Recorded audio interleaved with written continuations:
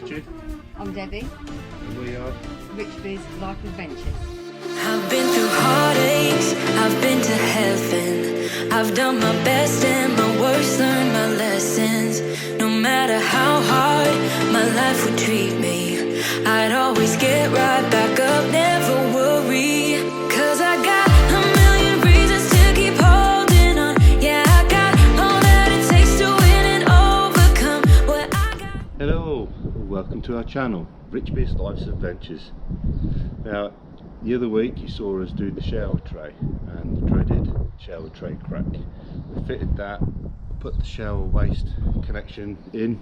Didn't really need to see that, it's just a case of fitting it. Now, before I put the catch tank in, we're off to Scotland for this new year. Going to go up to Avonmore and have a few nights wild camping. Now, we're quite aware that it's going to be fairly cold, and I've got quite a lot of water tanks outside the van. I've got a set about winterising them, and there's no better time to do it than when I've got the catch tank out. So I've got my catch tank here. It's a bit grubby because it's outside under the van. Now, I did paint it black because the UV light from the sun was making all the water go stagnant in there and horrible, so I painted it black and that fixed that straight away. Now, while I've got it out, I'm going to give it a good old clean up, inside and out. I'm going to put a new tap on because the ball valve tap lever's broke, so I'm going to put a metal one of them on instead of plastic. That's my drain and fill, and then I'm going to give it a good old clean up, like I said, but then I'm going to wrap it. So I've got this closed cell foam left, it's like a neoprene, left over from when I did the door frames, if you remember in an earlier episode. So I'm going to wrap it in that, so I don't want it too big and bulky, I want to keep it quite slim. Now, I know this isn't going to add lots of insulation, but it's going to add something. It's going to reduce that temperature that's penetrating the water. It's going to have to be a lot colder before it penetrates through this. Now, it's not going to stop it freezing, I know. However, if I can slow that down a little bit, this is only going to add to it. It seems sensible to do it whilst the tank's out. So once I've wrapped it in this stuff, I'll then also give it a second wrap, the foil bubble wrap stuff.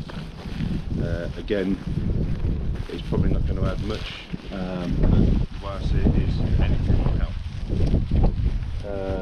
And it'll also keep out the sun from sitting on that water that's not moving in between shower, because obviously whilst you're not showering, the pump's not circulating the water. Anyway, I'll set about doing this now. Right, so I'll give it a scrub up inside and out as best I can, just to make it all nice and clean again. And now I can set about wrapping it in my closed cell foam.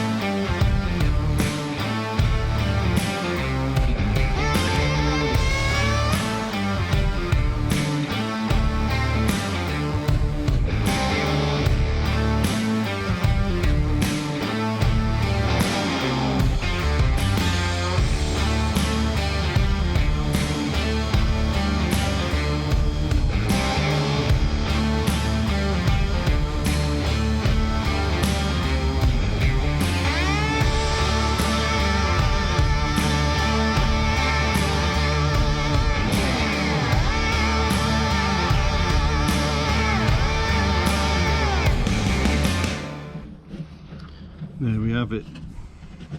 That's a single skin wrap on there. I think that'll add quite a bit of thermal protection in there, bubble there, look. Yeah, now could potentially give that a second wrap if I got enough, but I think I've got enough just to do my fresh water tank, so I might as well keep that and just leave that as a single skin. And then put my foil bubble wrap over that, and I think that will add quite a bit of insulation to that, don't you think?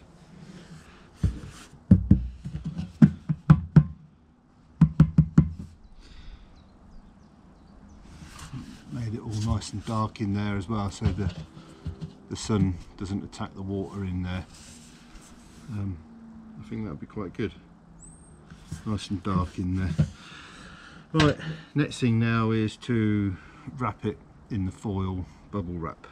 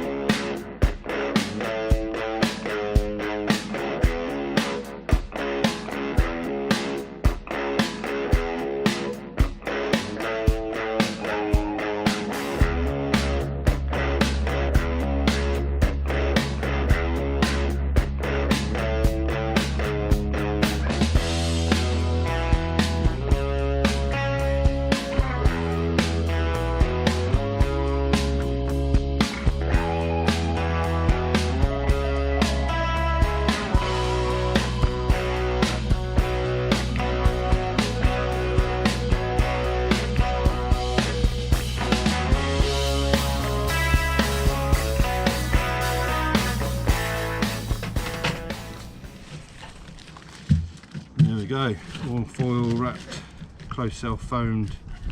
That's got to have frost protected it to an extent, hasn't it? Whether that takes it down to like -5 or 2, 3, whatever.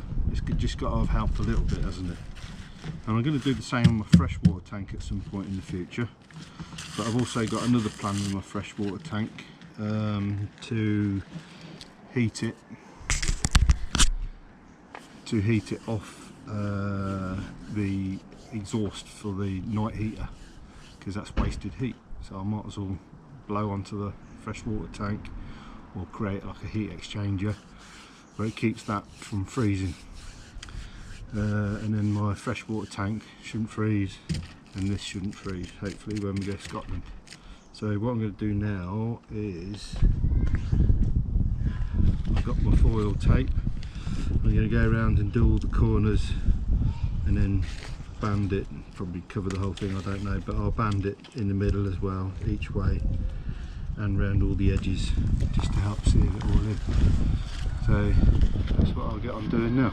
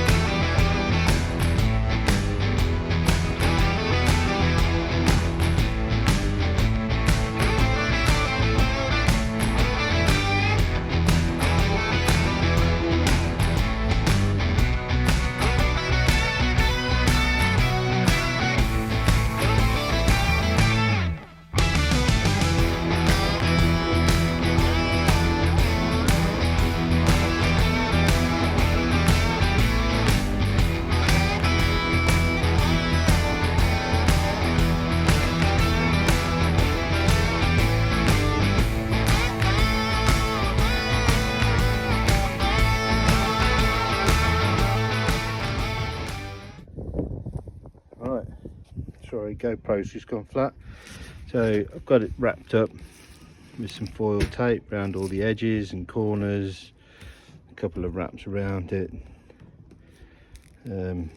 Yeah, I've just got to figure out what to do with the lid now, how to insulate that. What I might do is get some 50mm Celotex and router out the shape of the lid, and then I can slide that off, undo the lid, slide it back on, because obviously I won't be able to grip that. It'll just round that Celotex off, so I've just got to make it so it's a good fit, so I can just take it on and off. I don't really take that off that often unless I'm cleaning it out anyway, so that should be fine if I can do that. So I'll do that at some point. I've got some spare 50mm Celotex left from doing the van, so I'll do that after I've got it fitted. So I'll set about now getting that fitted to the van. Alright guys, so it's all in, all foil wrapped. I might give that just a lick of sort of texture coat black paint, just so it doesn't stand out so much, because you can see it there and it will just stand out less. And I put a new tap on as well, metal tap, just a 1/4 turn tap, so that'll be empty, closed. I've also put some pipe insulation on the feed pipe, so that should keep that nice and warm. I still got to do my freshwater tank at some point in the future. I don't really know what I'm going to do with that. I have got a bit of a plan, like I said, because my hot air comes from there. I'm thinking of routing the exhaust to doing something where there's a heat exchanger on the bottom of it, because when we go to Scotland, in all fairness, we can have the heater running 90% of the time, so I might as well use that heat that comes out the exhaust to keep the tank from freezing. I've also got to do the cap. Like I said, I think I've got some 50mm which will bring it out to about that thick. If I cut a big circle and then router the middle out to fit over that nice and snug, I'll wrap that in foil tape, and then what I can do then is, if I make it a snug fit, I can just push it on there, and that'll keep the cap from allowing cold to reach the water. But I think that'll keep a good few degrees off the water. Obviously once the water gets circulating anyway, that'll stay warm anyway, but if it freezes it won't be able to pump it. But I think that should take it down to about -5 without it freezing, because that's close cell, and which is the same as neoprene, 3mm, 4mm neoprene, something like that, and then foil bubble wrap over there as you saw. So I think that's good enough. So that wraps up this short little shower tank insulation vlog. It's very quick, I know, but it's just something I wanted to do while the tank was out. I know it's not really the time of year, we've got summer coming, but I'm just forward thinking, so that next winter it's a less tank that I've got to drop out and do. So anyway, if you like what you're seeing, please like, please subscribe, please comment. We do love them comments. 70% of the people watching this right now are not subscribing. Now, if all you guys that are watching that are not subscribed, please head over and click subscribe, and if you really feel like it, click that little bell icon and you'll get to see all our future videos. And on that note, we'll see you on the next one. Bye, see you later. Hey darling, can I tell you what's been on my mind? Sick and tired of the 9 to 5 in the city life.